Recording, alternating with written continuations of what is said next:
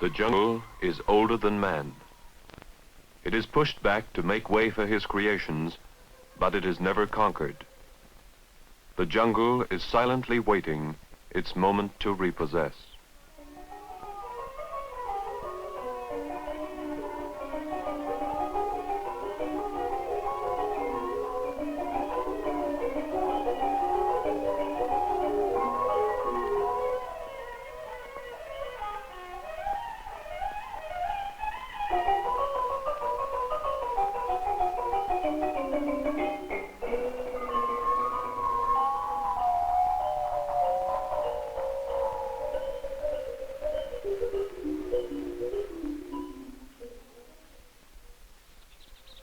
What the jungle has buried, man is slow to disinter.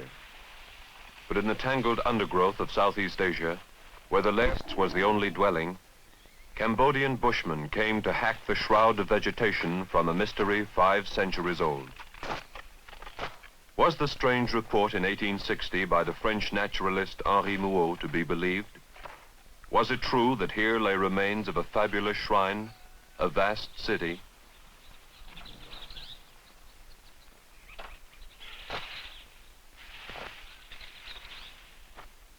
It was true. Here was the crumbling skeleton of a lost civilization.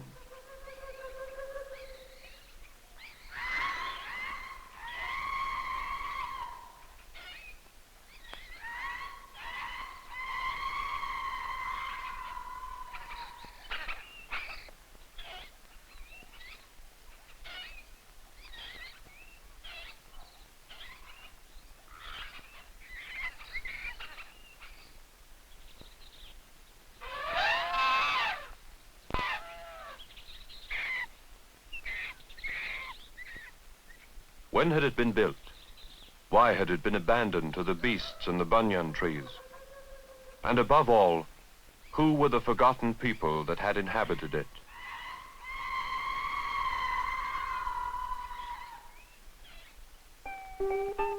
The Cambodians did not know. Legendary giants, some thought. The gods, others said.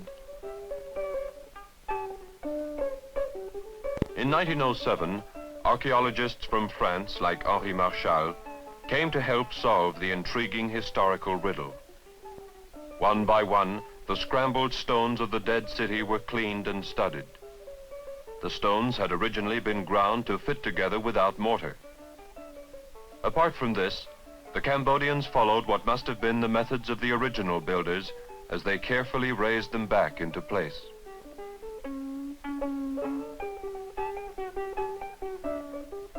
Thus began the painstaking labor of resurrection.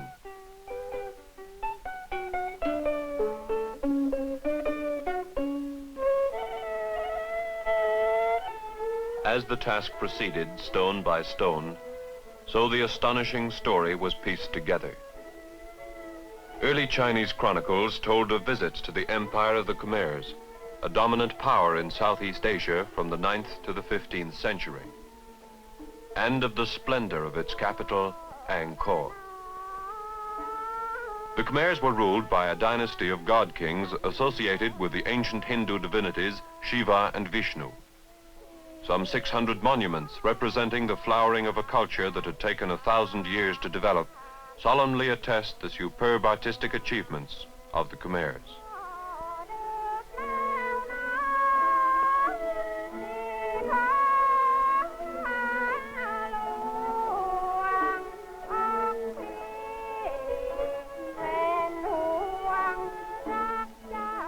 Through the city's majestic gates, elephant caravans had once paraded, with troops of torch-bearing attendants and hundreds of garlanded palace girls marching and dancing amid banners and music, as the people crowded about to see their god king.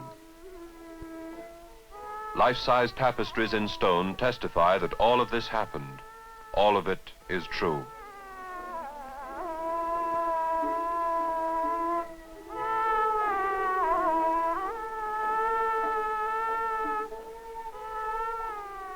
On the walls of the temples, inscriptions record that the Khmer people lived, that their pageantry was brilliant, that their kings were greater and wiser than any on earth. It is all here, written in stone. Merchant adventurers from India, crossing the ocean to Southeast Asia in the centuries before the Christian era, had founded the kingdoms that preceded Angkor. Angkor itself was established in the 9th century AD. The surrounding territory was soon unified, and the power of the Khmer kings gradually extended over the entire region. For 600 years, under a succession of over 30 rulers, and where 5 sovereign states may be found today, the empire of the Khmers flourished in opulence that resounded throughout the Eastern world. Here they shaped the fragile vessel of civilization, pushing back the jungle to create the artistic wonders of the Orient in the temples and monuments of their capital, Angkor.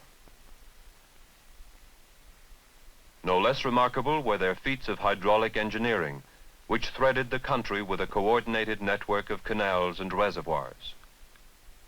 Angkor's buildings are regarded as one of the greatest architectural achievements of man ever concentrated in a single locality. With an area about that of Manhattan or the City of London, it was a metropolis of unparalleled splendor, a city unsurpassed in all history. Its supreme masterpiece was Angkor Wat, the city temple. Built in the 12th century, it is a contemporary of Lincoln Cathedral in England and Notre Dame in Paris. But it is more ambitious than these. Angkor Wat is said to be the finest religious building in the East and the largest ever constructed by man.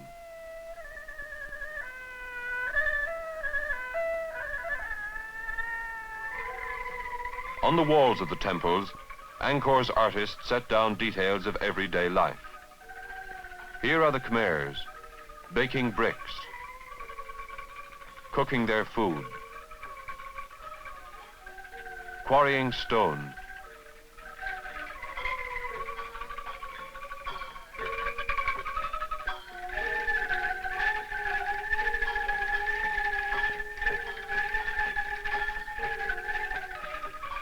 This is the way they lived, pondering over their parlor games, matching their dogs and gamecocks to fight,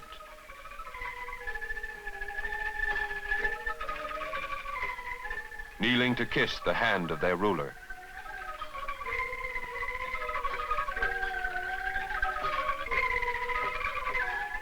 Here you may see them casting their nets for fish, performing carnival feats of juggling and acrobatics, charming the senses with music,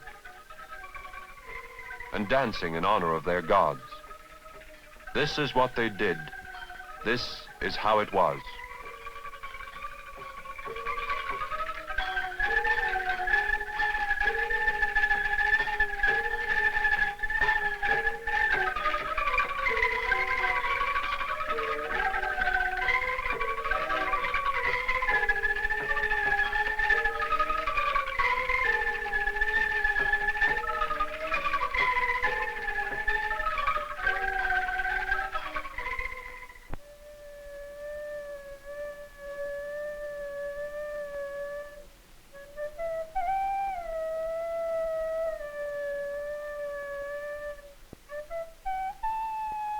Inside their temples, Buddha and the Indian trinity of Brahma the Creator, Vishnu the Preserver, and Shiva the Destroyer smiled enigmatically.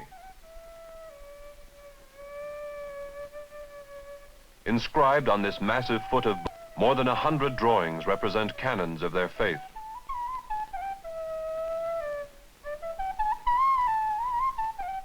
Above the temples, images of the god king Jayavarman VII gaze in all directions. Angkor's most powerful ruler, he expanded his empire to its farthest reaches and made its capital a fortress of awesome magnificence. But neither gods nor kings saved the people of Angkor. On the temple walls, something of their story can be read. Proficient in building, the Khmers had been no less proud and skillful in the arts of destruction. Their armies had triumphed over all the neighboring states. They were invincible, until at last the tide turned against them. What caused their downfall? Was it the orgy of building and pageantry that exhausted the people's energies? Was it a resurgence in the strength of their neighbors? Was it a spiritual decline through loss of faith in their traditional gods? No one is sure.